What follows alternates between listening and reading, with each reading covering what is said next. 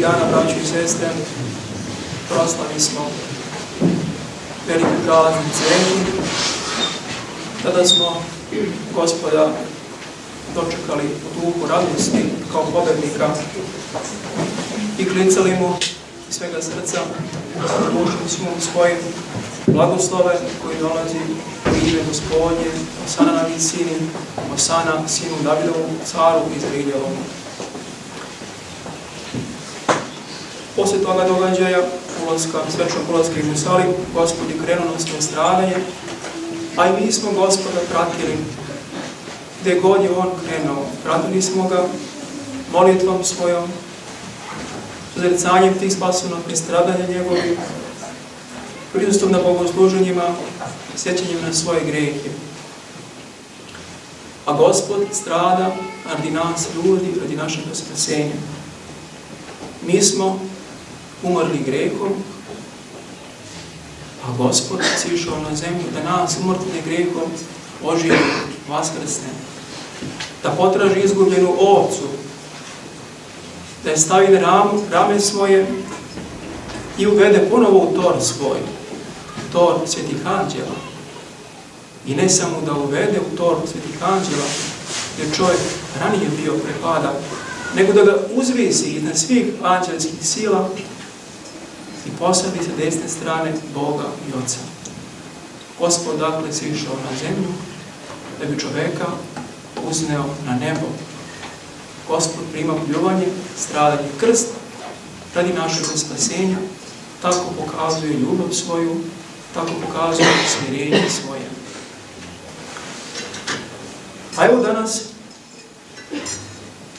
nalazimo se također u Jerusalimu, na putu prema Gecimani, u Gornici, Gornjoj sobi, gdje je Gospod svojim svetim učenicima ustanovio veliku svetu tajnu, svetu Evharistiju, svetom pričešća. Tu je Gospod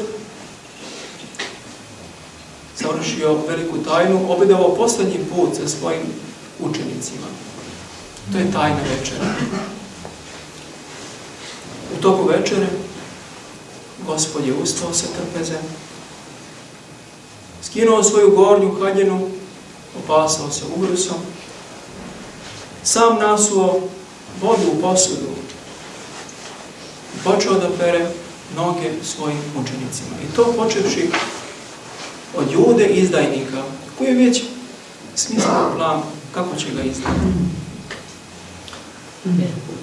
Kada je Gospod došao do apostola Petra, on onako vatren reče Gospodu: Gospode, zar ti moje noge da opereš? A Gospod mu reče: ti sada ne znaš šta ja činim, ali ćeš posle razumeti. A on opet: nikada ti nećeš oprati noge moje. Gospod mu onda reče: ako ti ne operem noge, nemaš udjela sa mnom. A on reče: ne samo noge, Gospode, nego i ruke i glavu. I Gospod reče: okupani, nema šta da pere, osim nogu, jer je sav čist. I onda se obrati svojim učenicima: i vi ste čisti, ali ne svi. Ukazujući tako tajanstveno na Judu koji će ga izdati. On će to otvoreno i reći tu na tajnoj večeri Svetom apostolu Jovanu Bogoslovu, koji se potom naslonio njegov prsa i upitao: Gospode, koju tajnu ćete izdati? Tajnu ga upitao. A Gospod mu reče, opet samo njemu da on čuje: onaj kome ja umočim u zdelu, dam za Boga. I umoči u zdelu i da Judi. Tako je otvoreno rekao ko će ga izdati. Kada je Gospod završio pranje nogu učenicima, onda on upita: znate li šta sam vam učinio? Vi mi nazivate Gospodom i učiteljem. I zaista je tako, jer sam ja zaista Gospod i učitelj. Iako ja, Gospod i učitelj, oprao vama noge, dao sam vam primjer kako i vi treba da činite jedni drugima. Dakle, i vi jedni drugima da noge perete. I znajte da sluga nije veći od gospodara svoga i poslanik od onoga koji ga je poslao. Dakle, smiravajte se jednim pred drugima i služite jednim drugima. Gospod je, dakle, na tajanstven način praktično naučio smirenju kao najboljem putu, kao vrlini koja čoveka zajedno sa pravom spasonosnom verom spasava. Gospod je ranije lekciju smirenja predavao učenicima i rečju i delom. Tako im je s vremenom govorio prve tajne večere: ko hoće da bude veliki među vama, neka svima služi. I ko hoće da bude prvi među vama, neka svima bude sluga. Eto, braćo, tajne kako da čovjek postane najveći u očima Božjim. Da svima služi, da svima bude sluga, svima noge pere. Da se ne uznosi iznad braće svoje, koji u sebi nose lik Božji, nego da se pred svima smirava. Smirenje, to je put spasenja.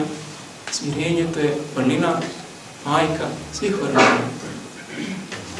Prema tome, kada mi služimo bližnjima svojim, bilo u kući, majka koja služi mužu svome ili deci svojoj, ona u stvari služi Hristu kroz muža svoga i kroz decu svoju. I čovjek koji bilo kome služi, također vrši službu Božju i podražava Hristu, koji je svima služio do same smrti, a i dan danas služi svima Gospod Hristos. Evo, Gospod je danas služio svetu liturgiju.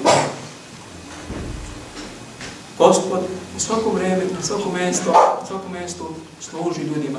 Služba ljudima, to je najveća služba, to je smirenje, to je ljubav prema bližnjem. A u svakom bližnjem krije se lik Božji. Dakle, poučivši ih smirenju, onda Gospod započe ustanovljenje jedne velike spasonosne tajne, svete Euharistije, svetog pričešća. Gospod uze hleb u ruke svoje koji je bio tu na trpezi, pokaza ga Ocu svom, zablagodarivši, blagoslovivši, osvetivši, dade učenicima svojim, rekavši: uzmite, jedite, ovo je telo moje, koje se radi vas lomi za otpuštenje grehova. A zatim uze čašu sa vinom, rastvori je vodom, zablagodarivši, blagoslovivši, osvetivši, reče svojim učenicima: uzmite, pijte iz nje svi, ovo je krv moja, Novoga zaveta, koje se radi vas i radi mnogih proliva za otpuštenje grehova. Još Gospod zapovedi: ovo činite u moj spomen. Jer kada god hleb ovaj jedete i čašu ovu pijete, vi smrt moju objavljujete i vaskrsenje ispovedate. Tako je Gospod osnovao veliku spasonosnu svetu tajnu Euharistije, osnovao tajnu koja se dan danas vrši na prestolima pravoslavnih hramova Božjih i samo na njima. Nigde više nema svete Euharistije, nego samo pravoslavnu crkvu. Bez ove svete tajne, braći i sestre, nemoguće je spasenje. Gospod kaže: ko ne jede moje telo, ne pije krv moju, nema života u sebi. Evo, i danas su se mnogi pričestili, prečistim telom Gospodnjim, prečistim krvlju njegovom, sjedinili se sa Gospodom. Takva je ljubav Božja, braći i sestre. Ne samo da je postradao za nas, bio raspet na krstu, položen u grob i vaskrsao vaskrsenjem, nego nam i daje svoje telo i svoju krv za jelo. Nešto slično čini ptica pelikan. Ona svojim pljunom vode sebe u telo i izliva krv iz sebe, da bi nahranila svoje ptiće, mladunce. I onda oni sisaju krv iz tela svoje majke, da bi se razvili i sami postali velike ptice, da kasnije i sami plod, tj. mali ptići sami donesu. Da bi opstali u životu, dakle, moraju se hraniti telom, tj. krvlju svoje majke, da bi živi bili. Tako i mi, da bi živi u duhu bili, moramo da jedemo telo Gospodnje i pijemo krv njegovu. To je život naš. To je pravo jelo naše, prava prvo piće naše spasonosno, bez koga nam nema života. Ali, kada se pričešćujemo, moramo pristupiti sa strahom Božjim, verom i ljubavlju. Moramo da u srcu svome znamo što je smirenje, da se smirenjem i pristupamo. Jer Gospod kaže učenicima toj večeri, posle ove lekcije smirenja, blaženi ste kad ovo znate. Blažite pri ovom znanju i kada to na delu potvrdite. Dakle, da li smo mi pred svetoga pričešća ili smireni? Da li smo se kajali? Da li smo se ispovedili? Da li smo svim od srca oprostili? Da li za smirenjem pristupamo? Da li sebe smatramo grešnicima? Ili sebe smatramo boljim od svih i pravednijim od svih? Ako tako činimo, onda, dakle, ako borba u našem srcu neće nam biti na korist, na spasenje, nego na sud i osudu. Od toga sa smirenjem, sa verom, sa ljubavnim pristupima, pa će nas Gospod blagosloviti, pa će nam sveto pričešće biti na spasenje, bit će nam zalog večnog života. Neka bi nam Gospod, molitvom za koje Hriste Matere i svi sveti, podario tu sposobnost u vrlinu smirenja, taj najbolji put ka spasenju, da Gospod da uvek sa njim budemo i dok on strada na Golgoti, da nas udostoji Gospod, da se poklonimo i njegovom svetom vaskresenju. Amin. Bože daj. Sretan praznik svima.